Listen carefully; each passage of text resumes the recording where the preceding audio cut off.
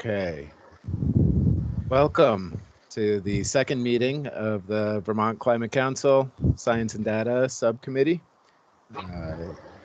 This meeting is being recorded and will be posted to the Vermont Climate Council webpage as soon as possible after the meeting.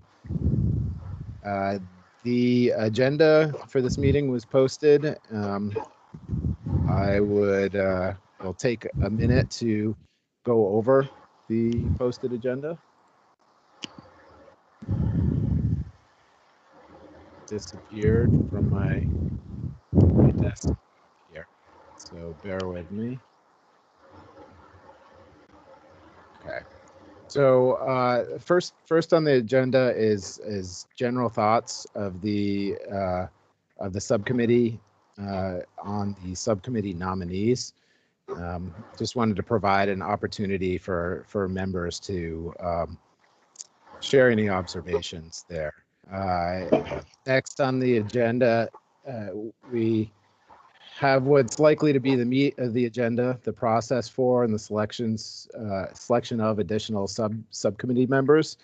I expect this is going to include a discussion of direction, reminder of the direction from the steering committee or the full council, a discussion of what's missing from the subcommittee, and then, of course, the discussion of additional potential members, identification of remaining gaps, and then an outreach process. But that list there is up for discussion, exactly what we talk about.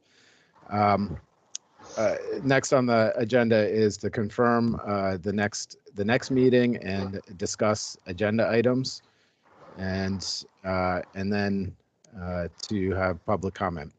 So I want to open it up to see if there's any suggested additions or changes to the agenda today. Nope. Looks good. Thanks, TJ. Great. Looks good. Great. And I apologize. I dove right in and I didn't introduce myself just in case there's anybody new watching. TJ Poor, I'm co-chair of this subcommittee and the director of efficiency and energy resources at the Public Service Department and designee of Commissioner June Tierney, council member. Great. So the first substantive agenda item is to provide subcommittee members the opportunity to provide some general thoughts on the subcommittee nominees.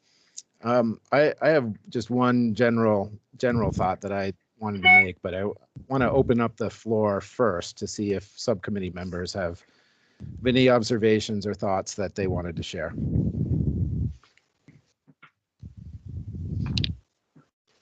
What were you looking for in particular right now, TJ? And before we dive right in, I just wanted to acknowledge, so Leslie Ann Dupini, I'm the co-chair of this subcommittee. I just wanted to acknowledge and thank all of the folks from all of the state agencies who are assisting us in this particular subcommittee, and in particular Claire, who's helping us with minutes today. So thank you, Claire. Thank you, sorry, TJ. Yeah, no, thank you, Leslie Ann. I realized when I opened it up to folks that I'd forgotten to mention the minutes and Claire, who was volunteered to do them. Thank you. I'm happy to help, TJ. So just generally, I wanted to publicly in this meeting point out the challenge of prioritizing of the subcommittee nominees. We had a lot of nominees to go through for all the subcommittees, and also that was for ours as well. And we had relatively limited information to go on. Our prioritization, which was then aggregated and provided back to the committee members for today, was based on a few criteria of diversity, geography, technical expertise that not currently on the committee, and what's needed going forward, and nominees who represent an interest or a sector that is kind of missing from the subcommittee. And I just, on a couple of those scores, I found it very challenging to actually nominate or prioritize folks. And I just wanted to point that out because I think it's a challenging process, a lot of good qualifications, but we didn't have a full picture to go on, and we still won't. And I'm not sure that there's a mechanism to actually address that, but I did want to call it out here. Yeah. Right. And certainly.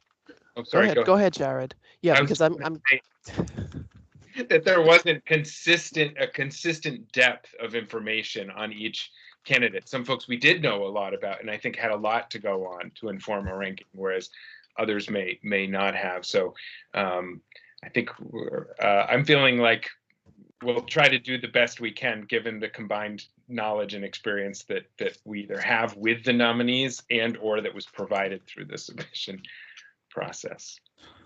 And I wanted to piggyback on what Jared just said.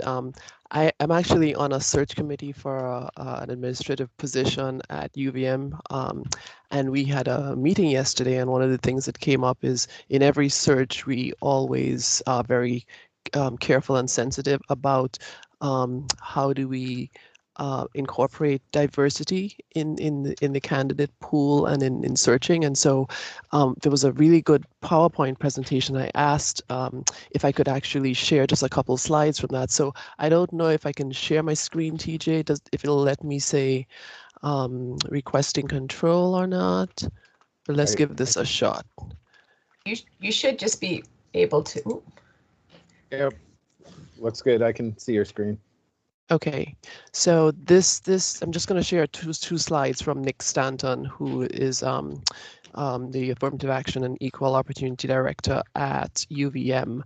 And the first one was to sort of maybe, I know we were given a list of things to consider when we look at diversity, and I just wanted to broaden that a little bit to move it beyond race and ethnicity and gender, ability, protected veteran status, socioeconomic status, identity, sexual orientation, age, national origin, other pieces, religion, that also make up a diverse pool or a diverse nominee as we're looking at that. And then the second thing, as we're thinking about sort of narrowing down or looking at our nominees, just to be conscious that all of us sort of walk with biases, and none of us is as objective as we would like to think we are. And so as we think about the discussion that we're going to have, some of the things that we can keep in mind that we may be influenced by are things like gender and race, height, and so forth, but also people who look really good on paper. That's called the halo effect. Folks that we may be drawn to because they are within a certain affinity group that looks like us. And then we can think about how do we do group thinking. And so I just wanted to sort of highlight those as some pieces that may help get us into the space of thinking about our nominees here. So with that, I'm going to stop sharing my screen. And we should be back to just the pictures, right? We are, yes. Okay. So one thing I observed as I was going through this, obviously there's not a lot of information there to really practically go through all of the requirements that you would once go through if you're talking to someone face to face. The one thing that kind of jumped out we haven't talked about is sort of a skill assessment and making sure that we do have the right mixture of folks with the backgrounds that we need to accomplish what we're trying to do. And I kind of tried to do that based on their experience levels. But again, it's kind of hit or miss, not knowing exactly what we are going to need. Thanks, Brian. Yeah, thank you. It's not clear to me, I guess, the process for if we go through the list of folks here and add subcommittee members, and we still have identified gaps in our knowledge base that we want on the committee. I can understand if they how we can go out and get technical assistance through the resources that the Climate Council has. And we can reach out to folks for potential kind of that next layer of the concentric circle of we'll pull them in for a presentation. But if we want somebody who hasn't been nominated on the committee to be on the committee as a regular member, is that even an option? I don't know, Secretary Moore, do you thoughts on that? I'm happy to share my thoughts.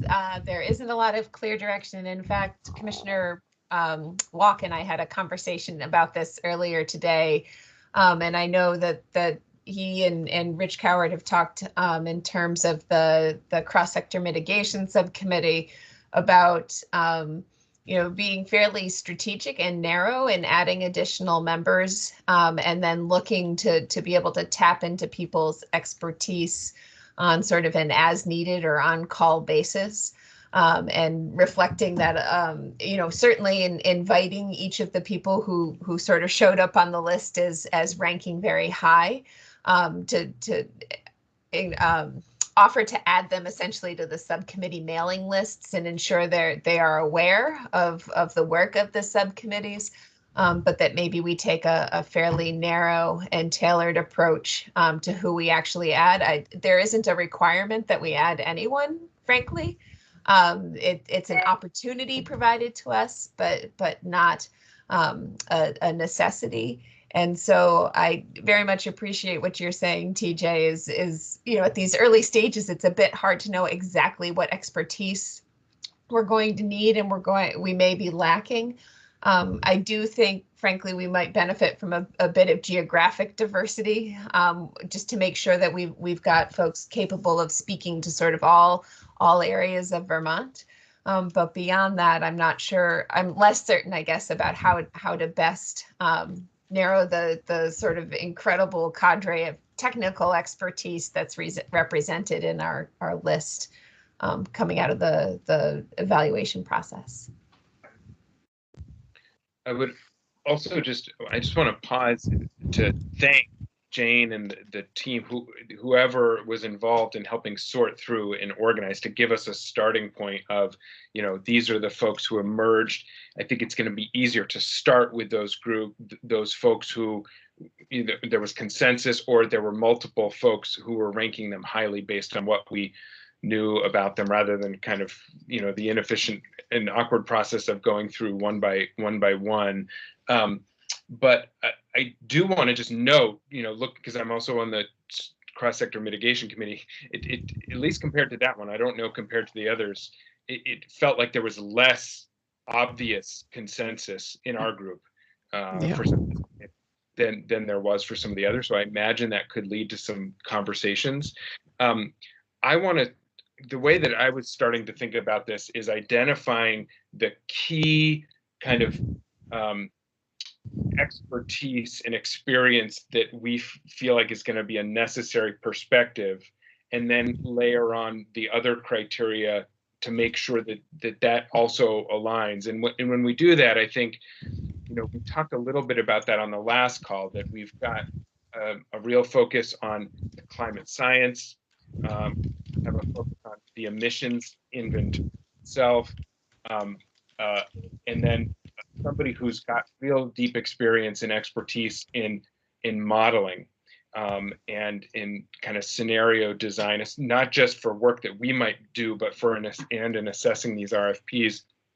And then I think also somebody who's got a familiarity with economic impact analysis and economic modeling. And, it would be great to have a trained economist in this group. I have graduate training in economics and worked in economic research and economic development for the state, but I don't think any of us want to be the one, and I don't know everyone else is on the committee's potential background in economics, but I don't think any of us want to be in the position where we're the kind of sole representative of a really core skill set.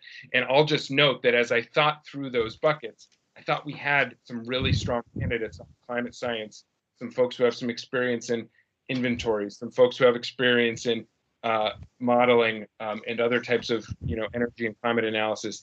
I did not see a single economist on the science and data list of nominees. However, I did see two economists who were ranked very highly, consensus high rankings from the Cross-Sector Mitigation Committee, who I just want to put forward, we may want to consider here in addition to or instead of there.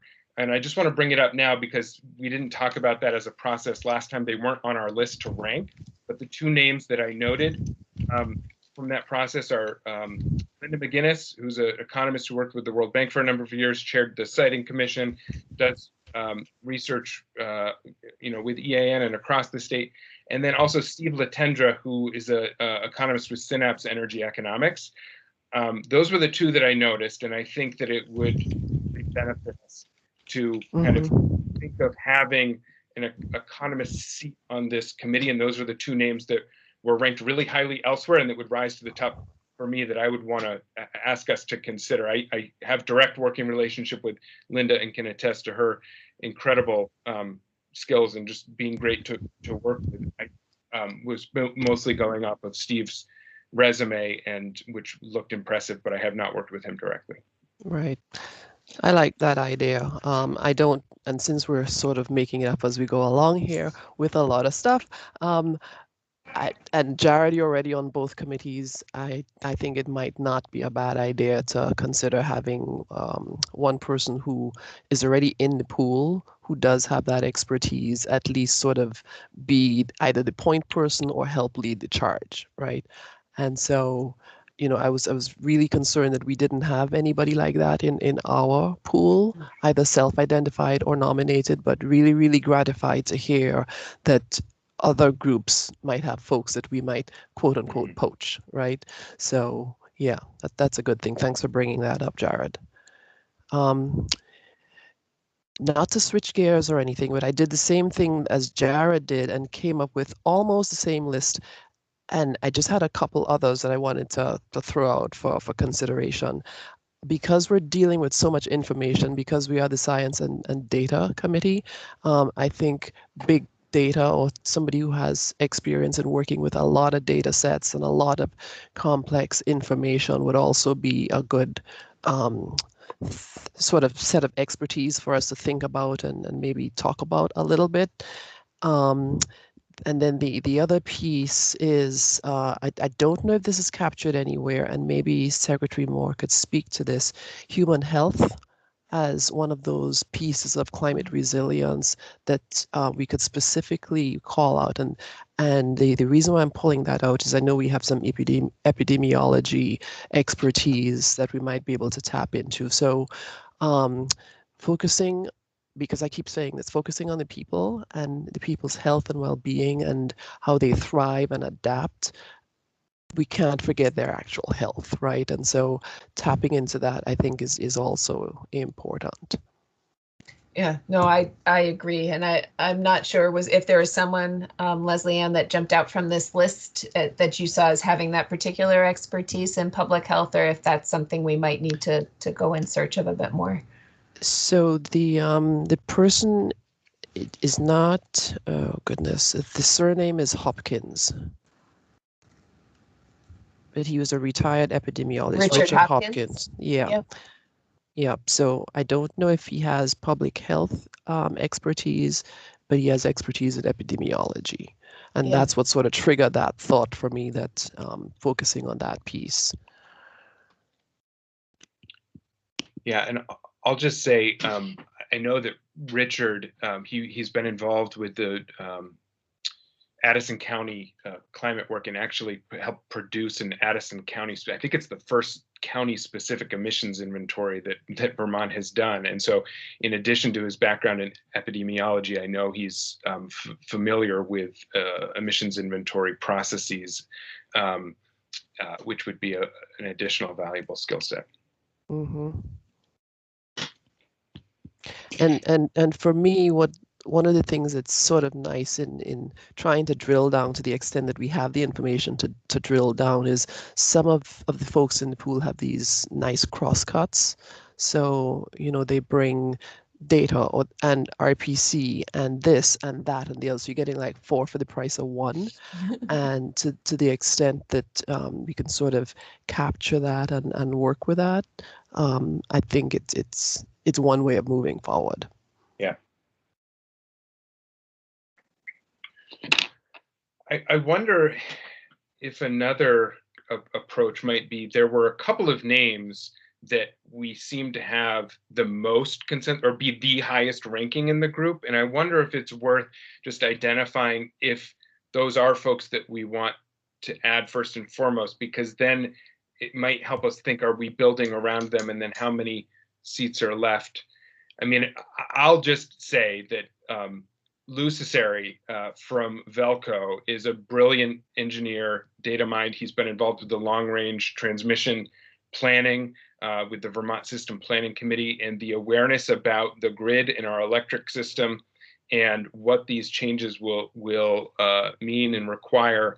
I think that there's a reason he kind of rose up as a consensus person based on his expertise, and that he's from, he lives in Rutland, which adds, as you were talking about earlier, a geographic kind of diversity and balance, which I don't think is currently represented, at least on this subcommittee, somebody from Rutland County or Southern Vermont. So I know that it can be awkward to go directly to specific names, but I mean, that was the name at the top of the list. So maybe start there and see if we have agreement there, and then round out beyond. Yeah, I've worked with Lou as well, and kind of can just second what you said, Jared. I agree with you on all fronts there. I think he's very talented guy and would be very thoughtful for this committee and helpful.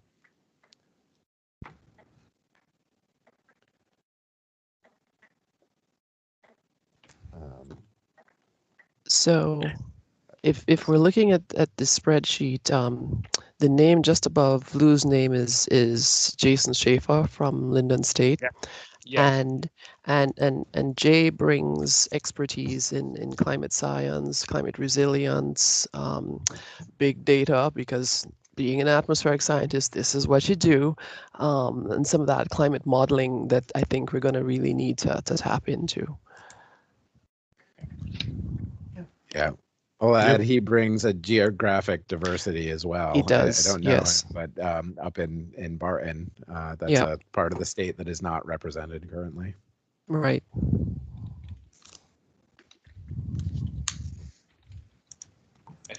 I agree. So let me. Very helpful. Yeah. Let me ask it this way, and maybe it formalize the next step here. Is there any objection to Jay Schaefer and Lou being on the subcommittee, added to the subcommittee, or do we need more discussion? No, No. Whoop, everybody talked at the same time. Yeah. I mean, for me personally, I think having someone with that background and also the background with the electrical grid is very helpful.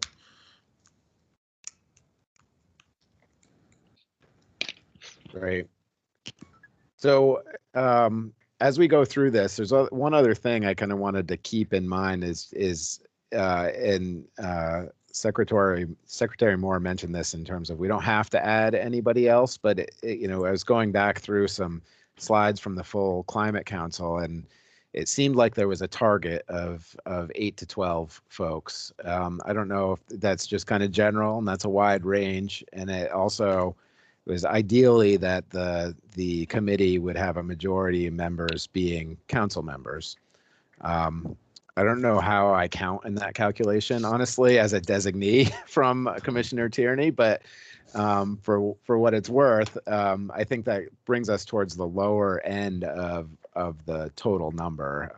But again, I don't know that we need to stick to that, specifically. But no, I would say it was more just concerned that committees remain a manageable size than it was than the suggesting a minimum size. And TJ, I would offer that as June's designee, you are a council member for the purposes of this committee.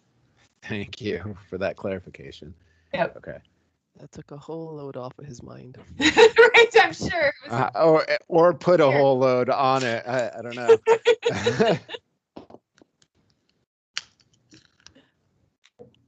Okay, so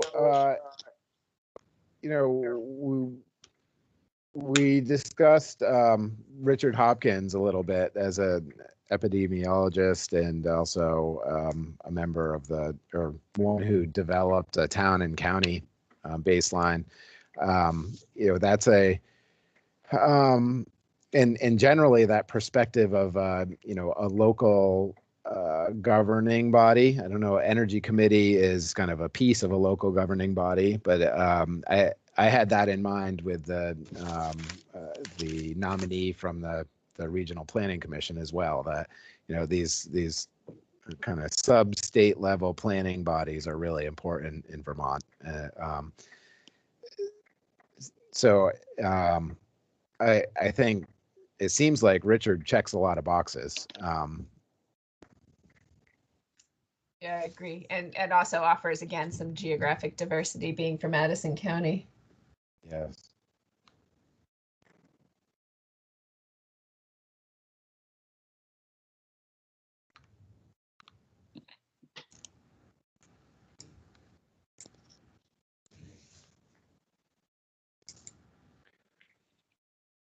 So is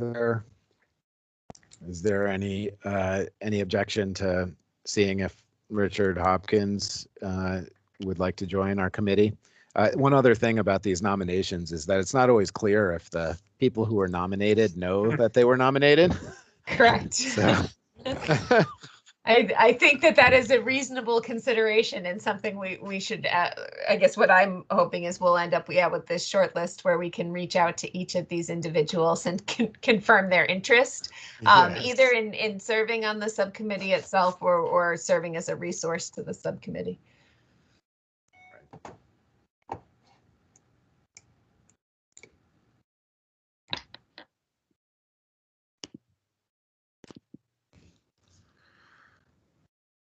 So of some of the items that we said we were missing, some more climate resilience, you know, human health aspects. We said economist. We can talk more about that in a minute, and large data, and also geographic diversity. With these folks, three folks, we've hit a number of those boxes. We haven't hit the economist box yet. Do members want to continue to consider some of the others here? Is there anybody, let me ask it this way, is there anybody on the list that we haven't discussed that a committee member would like to raise here? I would like to ask a question about Lisa Ryan, who appears on the list as nominee at large, and I'm not sure what that means. My understanding is that she didn't provide any information that would be an indication of a specific subcommittee and there were a few of these said that they were interested in participating wherever the council thought they would be most useful. Okay. And I can't say with certainty which one of those two reflects Lisa's engagement. Okay. I ask for two reasons. I believe I saw her name in the. She's on one other list, I think. Just transitions. Why she's in orange, yeah. Okay. And I was intrigued by her nomination, not only because of her work on the Rutland board, but also because she does restorative justice. And so just like Steve and who was the other person, Jared? Steve and Linda, that could serve this sort of dual roles spanning across committees in terms of a lot of the crosstalk and the crosswalk that we need to do to actually move the needle on some of this. I think her piece in terms of helping us to connect with, as the act says, rural and marginalized communities, and the translation of the information and knowledge in both directions, I think might be a good piece for us to sort of think about. I don't know where it would sort of land, but in a similar way to a lot of the other folks that we just talked about who could span both and not quite sure where they would actually sit. I just wanted to raise that. Yeah, I think that's an important point, and I'm not sure exactly how the Just Transitions Committee will ultimately structure themselves. Obviously, both of our committees are sort of in service to or cross-cutting in that we have, I think, important services we'll be providing to other subcommittees. In my initial conception, I had almost imagined the Just Transitions Committee would set some principles and then kind of fan out and join other committees to ensure that to advocate on behalf of those principles and the need to adhere to them throughout the process. Mm-hmm. I'm not sure that's how they will choose to organize and operate themselves, but very much what you're saying, Leslie Ann, about the need for that strong connection and communication conduit between the Just Transitions Committee and the work of this committee. Mm-hmm. So I realize I'm not making anything easier here. Well, we've fairly narrowed the list, right? I mean, we're down to we have the three we've discussed, but one of the people with a background in economics, and then maybe Lisa, or at least worth following up with her to again engage her interest in serving in either committee. And just in the interest of helping narrow further, I'll pass along that I had reached out to Jeff Merrill, who previously worked for DEC, previously was the lead author on the state's emissions inventory and is now retired, but is one of the few people in the state who knows a lot of what goes into something like that. And he said, so I put his name in before I had the chance to speak with him, and he let me know that he would be happy to be available as, a technical resource or to, assist here and there as needed, but that he wasn't at a point right now where he thought that actually being a full committee member would make sense for him. So there's a name that we can take up. I think we still want to keep aware of and aware of the work going forward and might engage in some ways, but make sense at this point as an actual committee member nominee. Yeah, that's exactly the kind of person I think we want to keep on our mailing list, so to speak, and be able to tap into with specific questions or requests. That's great to hear, Jared. I've worked with Jeff in the past and really echo that. Great resource. Yeah.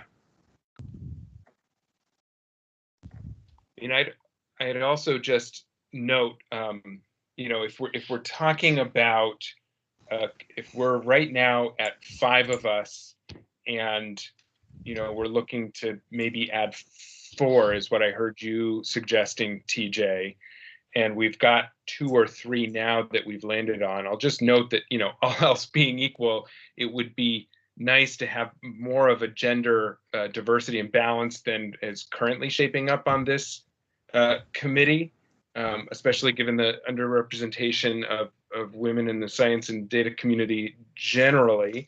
And so I would just probably narrow then, if we've got 2 really highly qualified, great nominees on the kind of economic side of things, I would, if it helps get us to, some resolution, I would not put forward Linda's name for consideration as that seat for us. I would absolutely second that. Linda is great, and she'd really fill that slot well.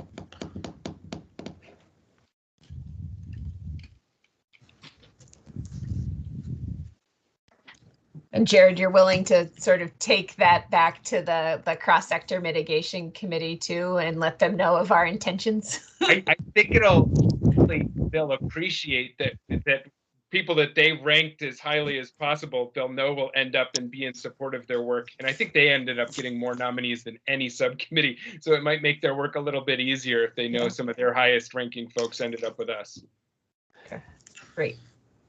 And it almost sounds like a lot of what I guess at the back of my mind I was hoping for in terms of a lot of this going on between the subcommittees could actually sort of be more of a grassroots type thing if the selection and the folks that we have as technical resources actually allow us to do that. And so it's not sort of in a box per se, but folks can actually move a little bit more fluidly and share their expertise where it makes the most sense to do that.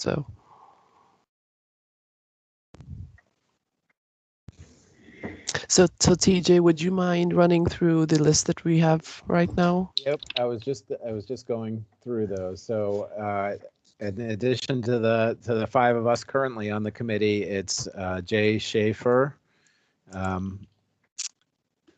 Lou Cecere. I actually always butcher his name, so I'm not sure if I got that right. Richard Hopkins, and we'll reach out to Lisa Ryan and Linda McGinnis.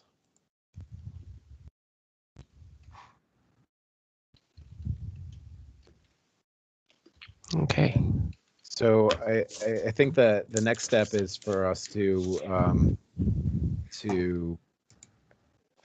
divide and conquer, perhaps, and have some assignments to reach out to these folks to actually, again, confirm that they know that they were nominated, that they want to participate, they can dedicate the time. I think that's an important one. I think the estimate is 4 to 6 hours per week, I think.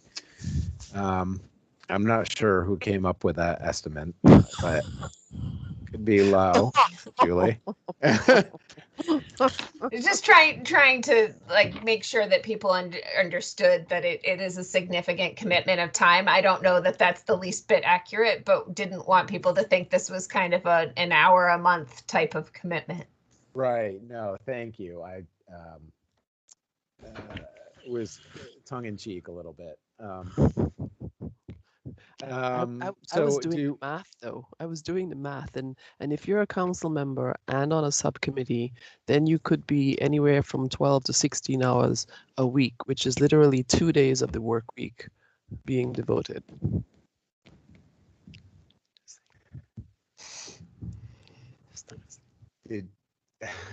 I think nobody really wants to respond to that, Leslie. Oh, everybody's looking at their notes really studiously right now. Yeah. So I think I will volunteer to reach out to Lou. I know Lou and I've worked with him. I guess Leslie Ann, could you? I believe you know Jason Schaefer. Are you able to reach out to him? Happy to. And then Jared, Linda McGinnis, sounds like, or maybe Brian, if you know Linda, maybe that would be a good person for you to reach out to. Will do. Great. And then it sounded like you knew Richard Hopkins, Jared. Yeah, I'd be happy to reach out to Richard. Great. And then Secretary Moore, that leaves Lisa Ryan for you. I'm happy to reach out to Lisa. Great. And I will also, because she's a cross-cutting person, similar to how Jared will follow up maybe on Linda's nomination with cross-sector, I'll reach out to Sue Minter too and just make her aware that we're going to talk to Lisa and let you know if that poses any particular concerns for the Just Transitions Committee too. Great, thank you. So before we leave this, I think I just want to circle back one more time and see if there are any other gaps that we currently know that we're missing? I think seems like we've hit a lot of them, but I just want to leave the opportunity.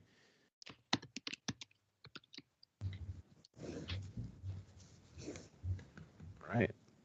So I do not hear any. I think we have a plan of attack there. Thank you all.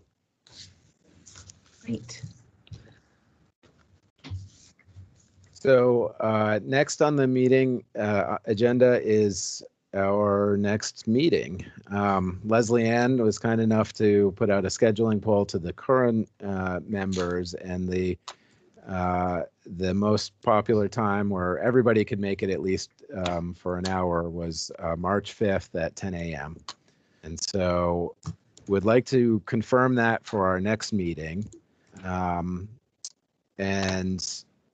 Before we discuss the agenda, I also want to just take a minute to talk about length of the meeting and how we should go forward in recurring meetings. And I want to start with the latter first. I know at least one staff member Fridays are not a good option, and so I wonder if the committee perhaps we want to just pick a time for the next meeting. And we should discuss the frequency if they're going to be every week also. And then going to make that a default recurring time unless we come up with something that it's always going to be a problem for somebody. One other thing we'd like to do, I spoke with Jane the other day, and to try and avoid scheduling at the same time as the other committees are meeting. That'll allow Jane to participate as kind of the puppet master of this whole process, and in more of our meetings. So, TJ, do you have a sense of if the other committees already have some days and times that they're scoping out? I do, and I believe their next meetings are intended to be recurring, the start of recurring meetings. So Yeah, I think it's up on the Agency of Administration website, TJ. I'm trying to bring it up too. So it looks like we need if would somebody mind popping that into the chat? Yeah. Hold on a second. My computer's going a little slow unless TJ's got it. I've got that. I can put it in All right, the chat. great.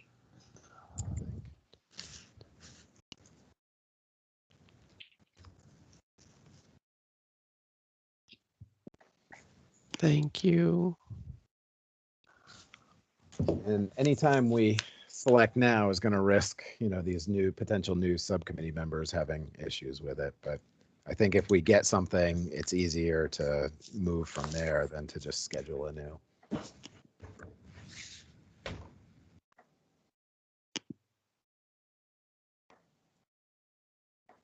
So let me start with, it seems to me, at least like in the early stages of this, that we should have a subcommittee meeting weekly. I agree. Agreed.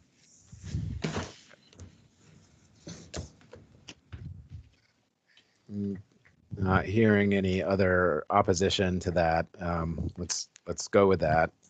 There's a lot to do in a short period of time. Length of the meeting. Some of these early ones are a little, process oriented, and we haven't had big agendas, but I do think that we may want to extend it to at least 90 minutes, if not 2 hours. I know 2 hours is a tough block for a lot of us, including me, in a week. So I guess I'll throw that out there for discussion, extending to longer than an hour. I would support a 90-minute meeting, but would also just flag I have to drop off at 11 o'clock on next Friday. Okay, great. Agreed, and I'm in the same situation. I don't know if it's possible to bump it forward to start at 9:30.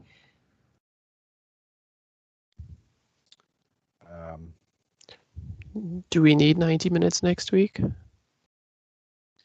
Well, we will be discussing the agenda in a minute. I think scope is what I was going to suggest for the meeting, and that it could take a little longer. I'd rather have the time. And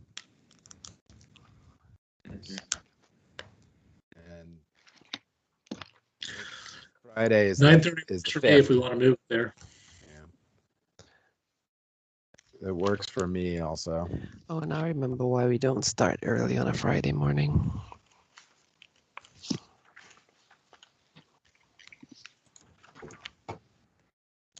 With that, So I have 4-hour block teaching on Mondays and Thursdays. So council meetings on a Monday are brutal for me because I have a 12-hour day starting at 8 in the morning and going until 8 in the night. And then similarly on a Thursday, I go late with my teaching. So, but we can try for 9:30 next Friday. Great. So I will adjust the meeting invite and we'll re-notice that for March 5th.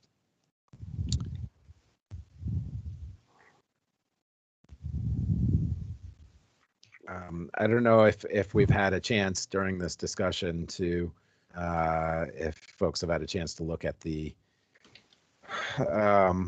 website for the next, the other committee meetings and when they're meeting. It looks like there's a couple of them on March 4th, which is a Thursday.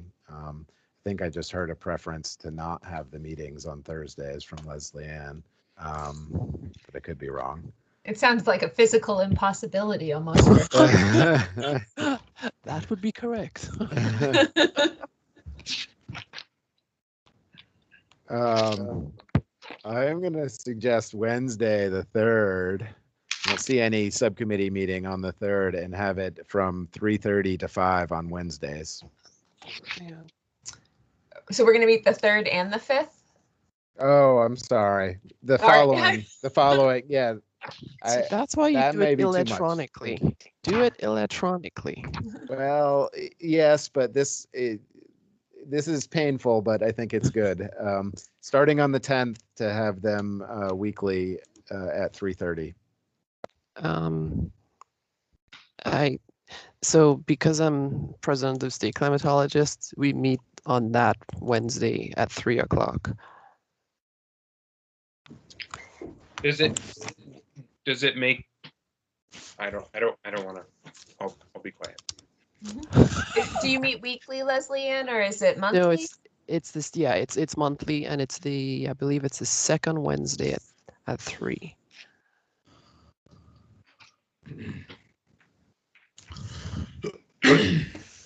Well, is earlier the day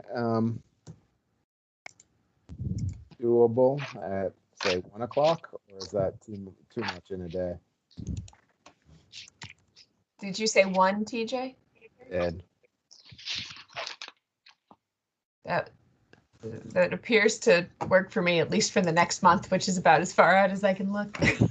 I have no standing commitments from 1 to 2:30 on Wednesdays. That would work for me. Yeah, I can make it work.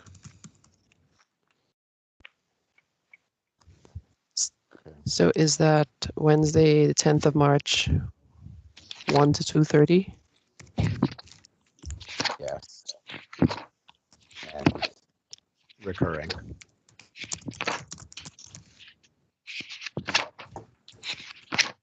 Okay. Thank you all. And I know that's not fun to go through scheduling, and I sympathize with the other folks who are on the phone that needed to go through that. And I'll just leave it open to any staff members that are on the phone or on the call right now that know that that time is not going to work on a recurring basis. Then speak up now, please.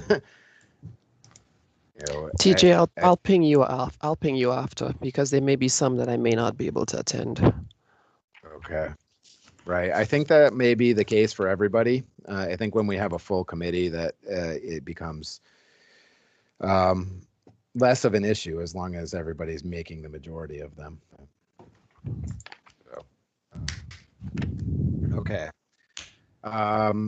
So I think the last item before public comment is to talk about the scope for and the agenda. I've already foreshadowed what I think should be on the agenda, but what the agenda should be for next Friday. TJ, can you remind where or when or how you foreshadowed that? Well, I just said the word scope instead of agenda, and I also mentioned scope, a minute ago. But also, I'll just remind folks at the last meeting we discussed potentially providing red line edits to the scope to me, and I can put those into one document, and we can go through that at the next subcommittee meeting potentially, if that works for folks. If you get them in enough time, would you be able to circulate them ahead of time? I'm just thinking sometimes it's easier to read through and think about stuff and then respond to it. Yeah. So give us a deadline, TJ, for comments to get to you so that can work. Okay. Just looking at my calendar. If folks get me the comments by Tuesday, I can try and get them out by Wednesday night or Thursday morning at the latest.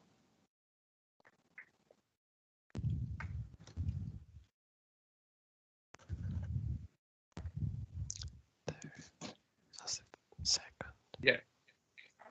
TJ, I agree with you on the focus of being the scope for the agenda. The other thing that I would love to hear have as context in terms of both what we might need to discuss in this next agenda or how we plan our upcoming agendas is the kind of an update or overview on the timeline regarding the RFPs and the technical consultants from Secretary Moore or Jane, just when we're going to want to engage and how we can be helpful in that process, just so we're aware of that as well. Yeah, Jane and I had a preliminary conversation about the responses we received and some sort of critical or core decisions that I think we need to make in terms of how, if we're going to issue a single RFP versus multiple RFPs and how we want to approach that. She and I have time later this week to hopefully get to some resolution and start to flesh that out, but agree that it'll be important for this committee to be involved in that. I think the cross-sector mitigation committee is also probably going to be looking to us to help sort of establish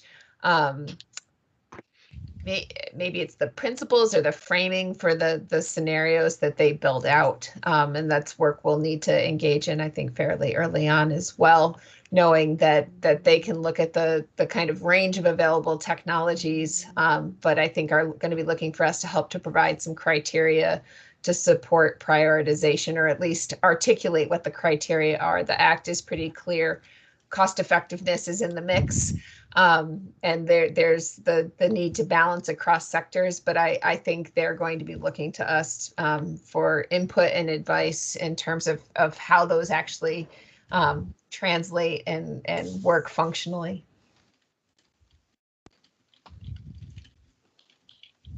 So do you think you'll be ready for that, to start that discussion by next Friday, or is that perhaps a following meeting? I think the 10th probably. I think, it may be we'll be in a position. I assume you're talking about the RFP, not the. Right. Yeah. Okay. Yeah. Yeah. I think probably making that the focus of the meeting on the 10th would serve us well.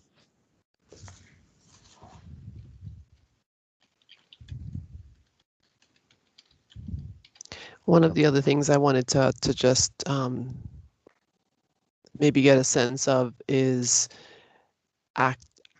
actively sort of having the co-chairs have conversations to sort of start getting the sort of us and sharing of ideas and sharing of challenges going on. What do folks think about that? Yeah, in the kind of draft roadmap that's been put together, it was noted that the steering committee would, you know, help facilitate that, or you know, or ensure that it's happening. Although I imagine logistically it would probably happen at a staff level, but I think that we could certainly discuss that. I'm looking at Julie as the other member of the steering committee call. We have a steering committee meeting Monday at 10, and I think that would be a good thing to discuss how we help with ensure that that is happening and on what time frame. And if you have suggestions about frequency or what that might look like, Leslie, and that'd be helpful to know. Yeah, I'm not necessarily looking for another meeting per se, but I think ongoing communication amongst everybody so that everybody just knows what's going on. And because I'm still not 100% sure of what constitutes a meeting if you have an email exchange, I don't know what specifically to ask, but I just think it's easier to keep people in the loop rather than I wish I had known that. Yeah, peace. Yeah. And I want to be cognizant of time because it's 1 minute to 5, and I would like our members of the public to be able to participate as well. So I won't offer anything else for right now. Right. I wonder on the coordination. The steering committee has members. Do they have members on every subcommittee? No. Okay, so that's not an avenue for that. Okay. No. All right. Well, and I had notion to Jane when we talked earlier this week that maybe some sort of quick check-in, and to your point, Leslie Ann, with all of the co-chairs once a month, maybe off cycle with the council meetings themselves. If the council meetings are the fourth Monday of the month, maybe like the second Monday, but just like a 15-minute almost standing meeting to just flag any sort of items that intersect between the work of the different subcommittees. I'm hopeful that Jane and then ultimately our program technician will help with some of that too, and that they'll be in a lot of these places and able to help flag and identify areas of overlap or underlap where people are assuming one another is doing something that isn't actually getting done by anyone. But I do think we've somehow got to help that be successful. I agree. Okay, thank you. So more to come on that. One other, to the extent that there is time in the subcommittee meeting, I think, I think we need to at some point start to develop a work plan for the subcommittee. So we have scope, and then how are we going to tackle that scope? I don't know how long we will have to discuss that on next Friday, on the 5th. Depends on how quickly we get through the scope. And so, but I'd like to leave space to start to kind of create our work plan, if that works for folks. It does. Yeah, I think that makes sense. Okay, great. So any other, anything to address from the subcommittee members before we go to public comment? Okay. Hearing none, are there is there anybody from the public that would like to comment? Please raise your hand, I guess, or if that isn't working, then you can just jump in. There's a comment from Mark Whitworth who said he needed to leave a minute ago. It says, have to go, appreciated being here. Our subcommittee is subject to open meeting law requirements. So yes, the answer is yes. If Mark is still here, and hopefully he'll be able to watch the end of this on the recording.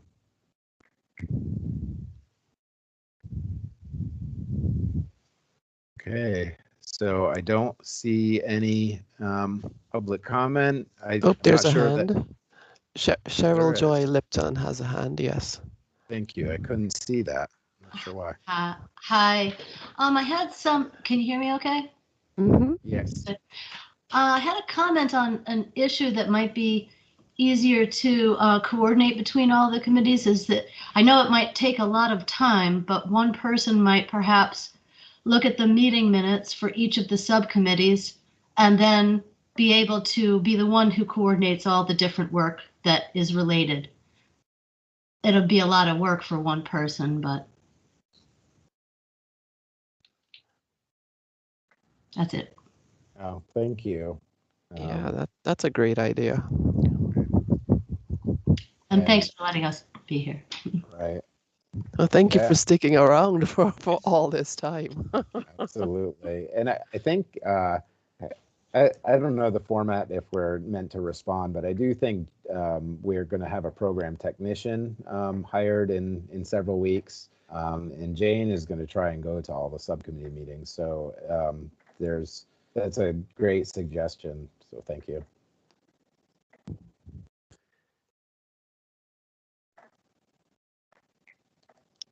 Okay, any other public comment? Please let me know because I couldn't see Cheryl Joy's hand.